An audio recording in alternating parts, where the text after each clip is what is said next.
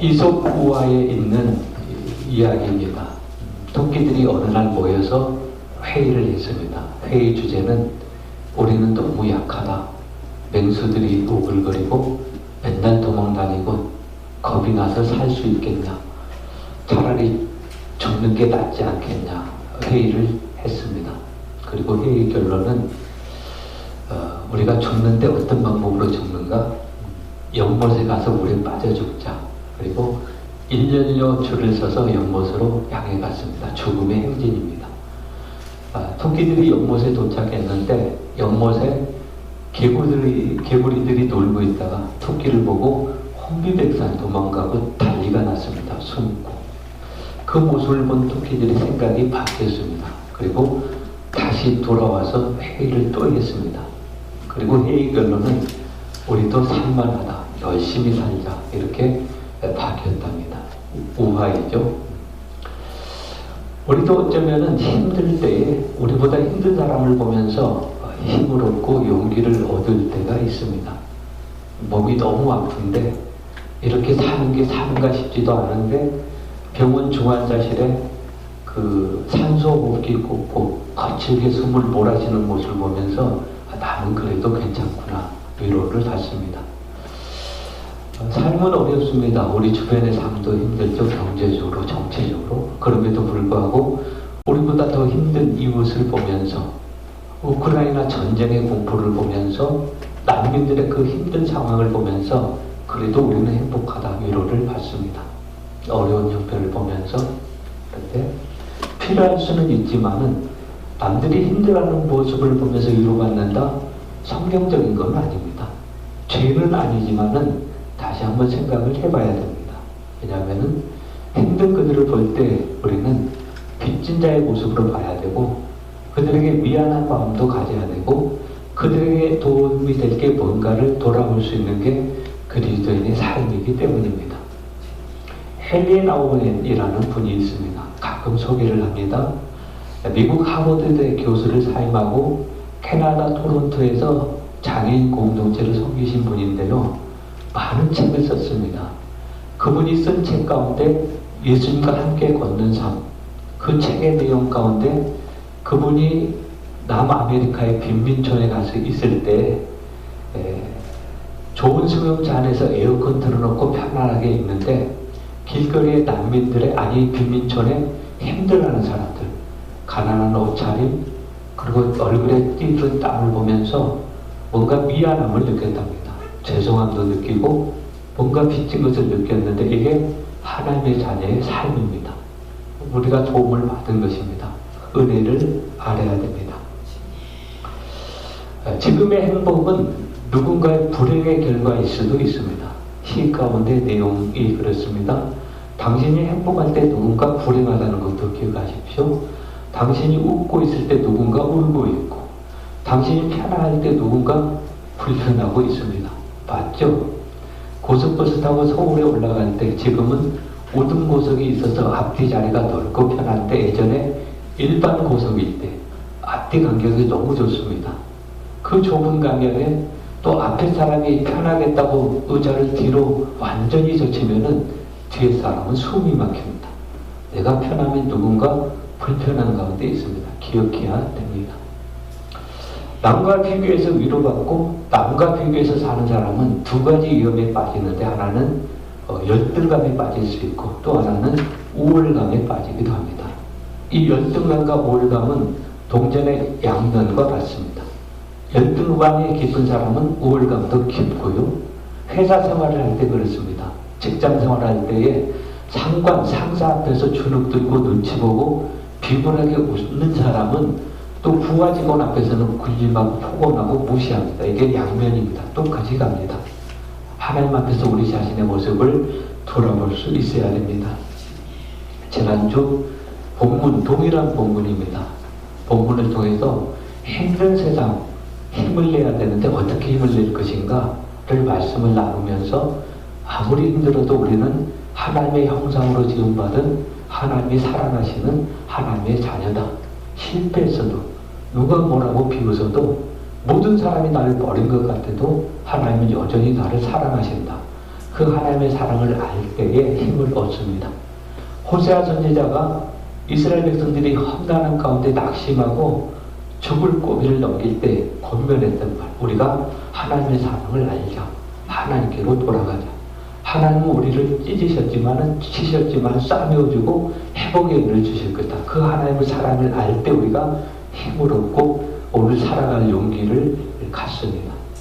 이제 오늘 동일한 본문인데 우리가 힘을 얻고 살아갈 또 하나의 이유가 있다면은 하나님이 내게 준 사명, 내가 이 땅에서 해야 될 사명이 있기 때문입니다.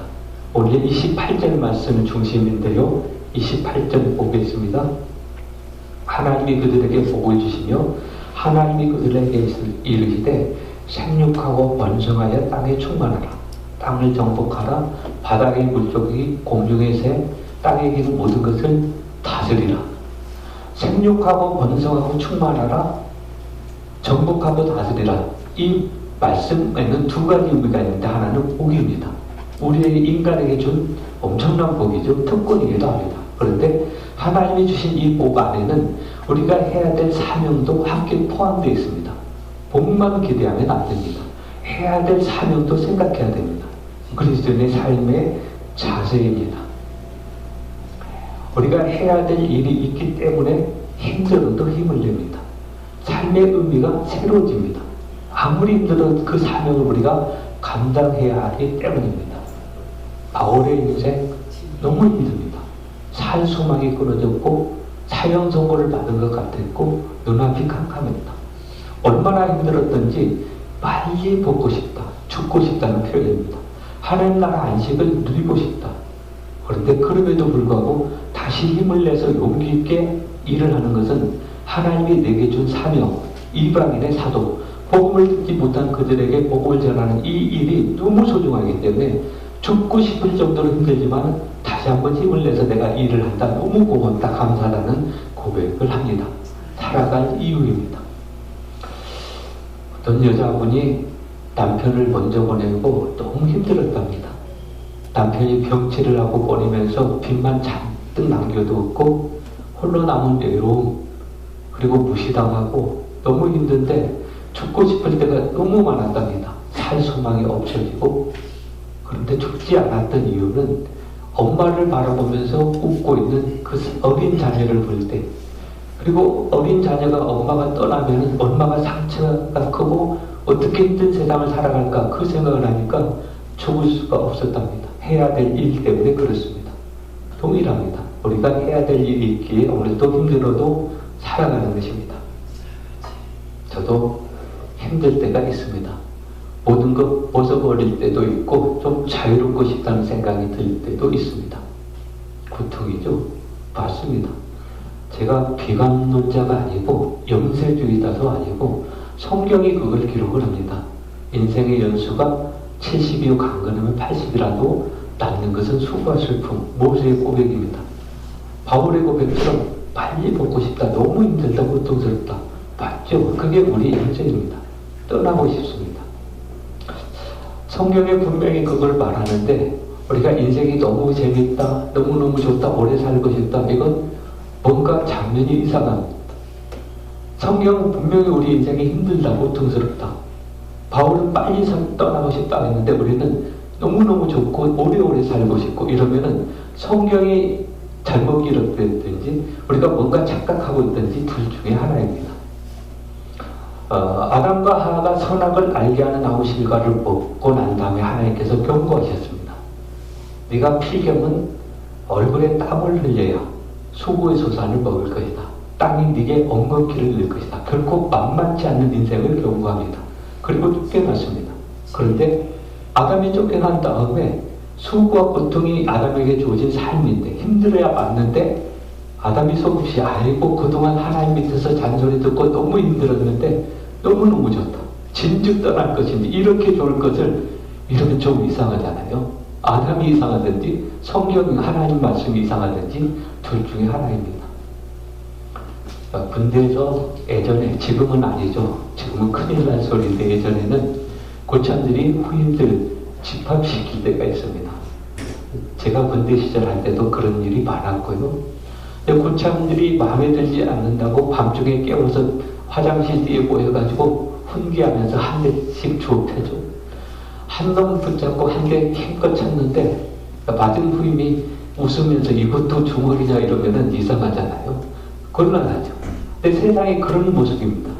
하나님께서 분명히 세상은 고통스럽다, 인생은 수고와 슬픔이라 했는데 너무너무 좋은 세상, 오래오래 살고 싶다. 이건 앞뒤가 안 맞는 겁니다. 고통스러운 게 맞습니다. 그런데 고통스러워도 우리가 힘을 내서 사는 것은 내가 해야 될 일, 우리에게 주어진 일, 결코 포기할 수 없는 그 일을 우리가 힘을 내서 해야 하기 때문입니다. 사명이 없다면은 우리가 이 땅에 살아갈 이유가 없습니다. 왜냐하면 고통스러운 세상인데요. 하나님이 우리에게 영생을 약속하셨는데요. 그 영생을 우리에게 누리게 하는 게 맞지. 고통 세상이라는 것을 말씀하시면서 왜 오래 남겨두셨는가? 해야 될 일이 있어서 그렇습니다. 그게 우리에게 주어진 길입니다. 제가 살아가는 이유도 여기 있습니다. 때로 힘들 때도 있고 벗어버릴 때도 있는데, 벗어버리고 싶을 때도 있는데, 하나님이 내게 준 사명이 있고 또 나를 필요로 하는 누군가 있다는 것을 알기 때문에 나라를 바라보는 가족들이 있고 저를 기대하는 성도님들도 있고 또 누군가 나를 바라보는 그 눈길이 있기 때문에 제가 힘을 내서 일을 하고 살아가고 있습니다. 제가 북구에 있는 노인 요양원을 섬기고 있습니다. 4개월쯤 되어 가는데요. 처음에는 많이 힘들었습니다. 왜냐하면 나이가 많이 드셨거든요. 치매 기운도 있고 기억력도 없고 집중력도 없고 예배가 뭔지도 모르고 찬송 입이 열리지도 않고, 아이고 힘든데 피곤한데 쉬고 싶은데 왜 깨워서 여기 앉혀있냐, 그런 분위기. 너무너무 힘들었습니다. 그분들의 수준에 맞게 눈높이 교육이라고 하죠. 그분들이 관심 없는 성경을 이야기하면 잠만 자니까 주무시니까 제가 그분들의 수준에 맞게끔 동요를 부르기 시작했습니다. 나의 살던 고향은 꽃피는 산골, 엄마야 누나야 강변 살자, 엄마가 쏜 그늘에 굴 따라가면, 그러니까 입이 열립니다. 재밌는 영상도 보여주고 또 세상 노래도 필요하면 불러주고, 최희준의 인생은 나그네 길, 어디서 왔다 어디로 가는가, 너무너무 좋아합니다. 그리고 성경을 이제 끌어냈습니다. 인생이 어디서 왔고 어디로 가는가, 흙에서 왔으니 흙으로 가고, 영혼은 하나님께부터 왔으니 하나님께로 가고, 그러면서 이제 조금 익숙해졌습니다. 지금도 어려운 건 마찬가지입니다. 그런데 그게 소중합니다. 왜냐하면 그분들에게도 위로가 되지만은 저의 사역에 있어서 굉장한 힘이 되기 때문에 그렇습니다. 살아갈 이유가를 거기에서 발견했기 때문에 그렇습니다. 복음 전하는 일, 우리에게 사명입니다. 예수님께서 주셨던 절대적인 명령이죠. 마태복음 28장 마지막 부분에 볼지어다 모든 족속으로 제자를 삼고 아버지와 아들과 성령의 이름으로 세대를 베풀고 내가 너희에게 분방 모든 것을 가르쳐 지키게 하라. 절대적인 명령이죠. 때를 얻든지 못 얻든지, 그들이 듣든지 안 듣든지 절대적으로 해야 될 명령이죠. 그런데 사실 힘들죠. 못하고 있습니다. 교회도 힘들고 개인적으로도 어렵고 많이 부끄럽고 하나님 앞에 죄송스럽고 몸둘 바도 모르고, 근데 그 시간을 통해서 제가 좀 위로를 받습니다. 평상시에 못했는데 그 시간을 통해서 하나님을 모르는, 또 마지막 때를 살고 있는 그분들에게 복음 전한다는 것 너무 소중했고, 그래서 귀하고 제가 그 시간에 오히려 위로를 받는데, 그 일 때문에, 우리 조진 일 때문에 우리는 사는 것입니다. 힘들어도 포기할 수 없기 때문에 그게 우리의 삶의 이유가 되어야 됩니다. 누구나 어디에 있든 무슨 일을 하든 해야 될 일은 있습니다. 어느 누구든 예외는 없습니다. 우리가 어디에 있든 그 자리에 있다면 하나님께서 그 일 때문에 우리를 그 자리에 있게 하셨습니다. 하나님이 엘리야 선지자를 부르실 때 그 말씀 주십니다. 내가 너를 복중에 짓기 전에 알았고 어미 태에서 나오기 전에 너를 구별했고 너를 열방의 선지자로 세웠다. 뭐예요? 해야 될 일이 있다는 것입니다. 그러면은 엘리야만 그럴까요? 아닙니다. 모든 사람이 그렇습니다. 그리고 하나님이 내게 준 사명을 발견할 때 우리가 하루를 삶을 사는 자세가 달라지고 우리에게 주어진 일을 해야 할 때 그 일하는 자세도 달라집니다. 어떤 사람이 청소를 하고 있는 청소부들이 있는 곳에 가서 물었답니다. 아니, 왜 길거리를 쓸고 있습니까? 한 분이 대답했습니다. 목구멍이 포도청이라고 이거라도 해야 살죠. 라고 대답했습니다. 일반적인 대답입니다. 또 한 번 옆에 사람에게 물었답니다. 왜 청소 일을 하십니까? 이건 하나님이 내게 준 소명입니다. 내가 길을 쓰는 것은 단순히 길 쓰는 게 아니라 사람들의 마음을 편안하게 해주시는 내가 죽을 때까지 하는 귀중한 일이다 라고 대답했는데 다릅니다. 사명을 갖고 하는 것과 생각 없이 먹어야 하기 때문에 하는 것은 절대적으로 다릅니다. 달라져야 됩니다. 하나님이 에스더를 그 페르사 제국의 왕비로 세우셨습니다. 이미 이스라엘은 망했고 페르사는 모든 세계를 다스리는 제국이죠. 그런데 왕의 왕비가 되었습니다. 왜 하나님께서 에스더에게 그 은혜를 주셨는가? 에스더가 해야 될 일이 있어서 그렇습니다. 시간이 흐르고 이스라엘이 위기에 처하는데 페르사 제국의 집권자 왕 바로 밑에 총리되는 하만이 기분 나쁘다고 이스라엘을 멸살시킬 계획을 합니다. 2차 대전 때 히틀러와 같은 생각이죠. 유대인이 보기 싫다고 600만을 가스실에 넣어서 죽여버렸죠. 그 위기에 처합니다. 이스라엘 백성들이. 방법이 없습니다. 힘이 없는데요. 그때 모르드게, 에스더 왕비의 삼촌 모르드게가 에스더에게 찾아가서 부탁하고 경고합니다. 그 경고가 에스더 4장 14절 말씀이죠. 네가 입을 열어라. 네가 잠잠하면 하나님께서 핏값을 찾을 것이다. 네가 왕비의 은혜를 입은 것이 이때인 줄 알지 못하느냐. 생명 걸고 목숨 걸고 왕에게 나아가라. 목숨을 걸어야 된다. 왜냐하면 당시 왕의 법에 의하면 왕이 부르지 않았는데 왕비를 할지라도 나가면 죽습니다. 왕의 신변 보호를 위해서. 그렇게 엄한 법이 있는데 그래도 가라는 것입니다. 네가 왕비의 은혜를 입은 것은 이때이기 때문에 네가 하지 않으면 하나님 너에 대해서 핏값을 받을 것이다. 그리고 하나님은 다른 방법으로 구원하실 때 너는 거기서 져야 된다. 경고를 하는데 해야 될 사명입니다. 은혜는 사명을 포함합니다. 아니 내가 은혜를 받았으니까 잘 먹고 살란다. 이건 반만 아는 것이고 은혜는 다 무너집니다. 사명을 다할 때 은혜는 은혜가 됩니다. 누구나 그렇습니다. 혹시 내가 다른 사람보다 더 많은 은혜를 받았다? 더 많은 일을 해야 됩니다. 요셉이 형들에 비해서 은혜를 많이 받잖아요. 하나님이 요셉에게 꿈을 주는데 꿈의 내용은 형들이 절하는 꿈. 아버지와 어머니도 요셉에게 절하는 것. 왜 요셉을 높여줬는가? 잘 먹고 잘 살아라? 아닙니다. 형들을 섬기고 나가서 애굽 사람도 섬겨라. 이걸 알아야 요셉이 복이 헛되지 않습니다. 이걸 모르기 때문에 나중에 요셉이 알죠. 초창기에는 모릅니다. 그러니까 꿈의 의미를 모르니까 혼자 잘난 척하고 형들 무시하고 꾸자질하고 교만 떨다가 고생을 하잖아요. 형들도 이 꿈의 의미를 모르기 때문에 요셉 미워하고 죽이려고 몰라서 그렇습니다. 복 받은 것은 좋지만 사명이 있고 오히려 정상적인 사람보다 더 많은 일을 해야 됩니다. 그 일은 고통일 수도 있습니다. 이걸 생각할 때 복이 헛되지 않습니다. 내게 주어진 일, 섬길 때에 그 일이 가치가 있습니다. 나만 움켜쥐고 있다? 나도 죽지만 상대방도 죽습니다. 이스라엘에 사해라는 바다가 있는데 죽은 바다입니다. 왜 죽은 바다가 되었는가? 요단강 물을 받는데 받고 나서 흘러보내야 되는데 받기만 합니다. 썩어버립니다. 이게 세상 사는 원리입니다. 건강도 그렇습니다. 잘 먹고 잘 먹으면 건강합니까? 잘 먹은 만큼 잘 싸야 건강하잖아요.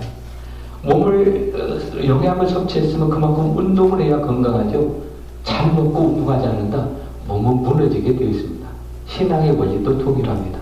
복을 받기만 기대할 것이 아니라 복을 받았으면 무엇을 해야 될 것인가를 생각해야 됩니다. 그래야 복이 헛되지 않습니다. 하나님이 우리에게 복을 주셨고요. 그리고 우리는 복을 받았기 때문에 해야 될 사명이 있고, 그리고 우리가 해야 될 그 사명 때문에 우리는 죽고 싶어도 죽을 수도 없고 살아야 됩니다. 영국의 리빙스턴 선교사님이 멋있는 말을 했는데요. 사명자는 죽고 싶어도 죽어서도 안 된다. 죽을 수도 없다는 표현을 했는데 맞는 말입니다. 해야 될 일인데 죽으면 어떡합니까? 하나님이 아브라함을 부르셨습니다. 그리고 복 준다고 약속하셨습니다. 너는 복의 근원이 되고 천하 모든 만민이 너를 통해서 복을 받는다. 그리고 아들도 약속했거든요. 그 아들이 이삭입니다. 이삭이 물론 아들은 아니죠. 이삭을 통해서 이삭의 후예 가운데 유다 지파 그리고 다윗의 후손으로 이 땅에 오신 예수님을 보여주는 거죠. 궁극적인. 근데 출발점은 이삭입니다. 이삭이 있어야 예수님이 이 땅에 오십니다. 하나님의 약속이죠. 그러면 아브라함은 이삭을 받기까지는 죽어서도 안 되고 죽을 수도 없고 아파서도 안 되고 그렇습니다. 근데 아브라함이 이 약속을 믿지 못합니다. 아브라함이 처음에 약속 믿고 믿음으로 나갔는데 겁이 납니다. 가나안 땅에 흉년이 드니까 도망가 버립니다. 애굽으로. 애굽에 가니까 더 큰 어려움, 여우를 피하니까 호랑이를 만난다고 애굽 왕이 두렵습니다. 아내 누이를 차라리 누이라고 넣어버립니다. 비겁한 남편이죠. 왜 그 어려움을 겪는가? 왜 아브라함이 죽음을 두려워했는가? 약속을 믿지 못해서 그렇습니다. 하나님이 주신 이삭 아직 받지 못했습니다. 사명입니다. 그 사명을 이룰 때까지는 아브라함은 죽어서도 안 되고 죽어서도 없습니다. 사명자의 삶이기도 합니다. 복이기도 합니다. 제가 오래전에 사랑의 교회에 옥하는 목사님 살아계실 때 제자 훈련을 받았습니다. 많은 목사님들이 훈련을 받았는데요. 그 훈련 받을 때 목사님이 소개해 준 책이 있는데 책 제목이 뭐냐면 아프지도 말고 죽지도 말자. 누가 썼는가 하면요. 사랑의 교회 제자 훈련을 받은 정찬성 집사님이 쓴 책인데 훈련 받고 생활에 적용하면서 느꼈던 것을 기록한 책입니다. 그런데 제목이 의미가 있습니다. 아프지도 말고 죽지도 말자. 아파서도 안 되고 죽어서도 안 되고. 왜? 해야 될 일이 있어서 그렇습니다. 만약에 일하지 않는다면은 하나님의 자녀가 일하지 않는다면은 삶의 의미가 없습니다. 바울은 어느 정도까지 경고하는가 하면요. 데살로니가 교회를 향해서 만일 일하기 싫어하거든 먹지도 말게 하라. 좀 말을 완화시켜서 먹지도 말게 하라 그랬죠. 직설적으로 해석을 하면요. 차라리 죽어버려라. 그 말이에요. 일하기 싫어하거든 그냥 죽어버려라. 그 말이에요. 무서운 말이에요. 해야 될 일이 있어서 우리가 사는 겁니다. 특별히 나를 위한 게 아니라 교회를 위해서, 이웃을 위해서, 어려운 이들을 위해서. 사람들은 놀고 먹는 사람을 부러워합니다. 아이고 저 사람 무슨 복이 많아서 나는 이렇게 딱 올려서 힘들게라도 겨우먹고 사는데 맨날 놀고 먹으면서 저렇게 떵떵거리면서 잘 사냐 부러워하죠. 근데 성경은 아니라고 말합니다. 그 사람은 살 가치도 없다. 먹지도 말게 하라. 신앙적인 관점이 달라져야 됩니다. 세상 사람들의 기준 가치관을 갖고 아이고 부러워 죽겠네. 아니에요. 살 가치도 없는 겁니다. 왜? 일하기 때문에 사는 거죠. 일해야 하기 때문에 복 받은 겁니다. 흥부제의 흥부의 형 놀부가 등장하는데요. 놀부는 악한 이름의 상징입니다. 욕심 많고 붙든 사람을 놀부라고 하죠. 근데 현대인이 놀부를 재해석해가지고 놀부를 어떻게 이해를 해석을 했는가 하면 놀고 먹는 부자 이렇게 해석해가지고 놀부를 굉장히 부러워합니다. 세상 사람들이 성경을 거스르고 있죠. 아닙니다. 부러워할 거 하나도 없습니다. 살 가치가 없는 사람입니다. 놀고 먹는 사람이 부러울 때 하나님께서 경고하시는데 야고보서 5장 5절 말씀입니다. 넘어가 있네요. 너희가 땅에서 사치하고 방종하여 살육의 날에 너희 마음을 살지게 하였도다. 직접적인 표현은 없는데 놀고 먹는 사람을 말합니다. 살 의미가 없다는 거예요. 살육의 날에 너희 마음을 살졌다. 이게 뭔가 하면요. 죄송한 표현입니다만은 돼지는요. 다른 짐승에 비해서 굉장히 편합니다. 맨날 먹고 맨날 놀고 맨날 자죠. 소는 일해야 되죠. 돼지는 일도 안 합니다. 개는 집을 지켜야 되죠. 집기라도 해야 되죠. 닭은 꼬끼어 소리라도 내서 새벽이라도 깨워야 되는데 돼지는 맨날 먹고 놀고 자고. 복받은 짐승입니까? 아니죠. 오늘 경고 그 경고예요. 살육의 날에 네가 살쪘다.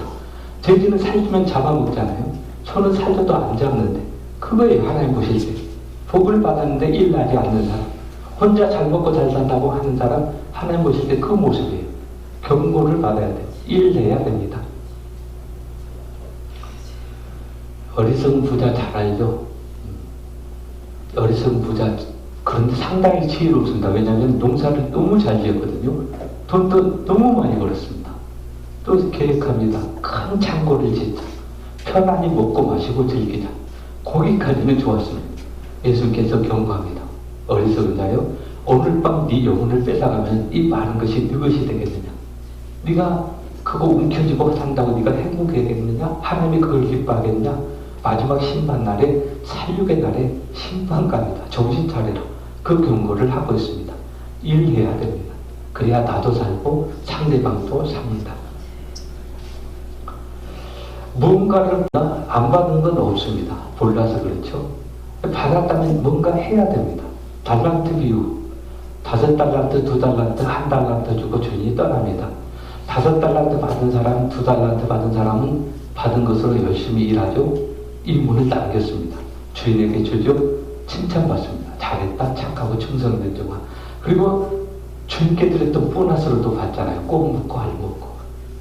2사람 너무 행복했죠. 그런데 거기에 불행한 사람, 1달란트 받은 사람, 일하기 싫었습니다. 땅에 묻어졌습니다. 주인이 돌아와서 무섭게 책망하잖아요.